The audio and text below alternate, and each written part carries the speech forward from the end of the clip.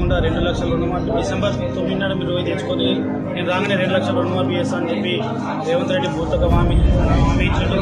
అలాగే కౌలు రైతులకు కూడా 12,000 ఇస్తామని చెప్పింది. అలాగే భూమి లేని నిరుపేదలకు కూడా ఉపాధి కూలీలకు కూడా 15,000 ఇస్తామని చెప్పింది. అందరికీ 2 లక్షల రుణమాఫీ చేస్తామని చెప్పి ఈ ఆగస్టు 15 వరకు చేస్తామని చెప్పి కూడా ఈ రోజు వరకు సెప్టెంబర్ 20 తారీఖు వరకు కూడా ఎవరు కూడా 2 లక్షల రుణమాఫీ కాలేదు. ఓన్లీ ఏదో పైగా కండితుడిచేదేగా 20-30% చేసి అందరూ రుణమాఫీ అయిపోయిందని చెప్పేసి చెప్పిండు. రేవంత్ రెడ్డి గారు గుర్తుపెట్టుకోండి, రైతుల అవసరం మంచిది కాదు.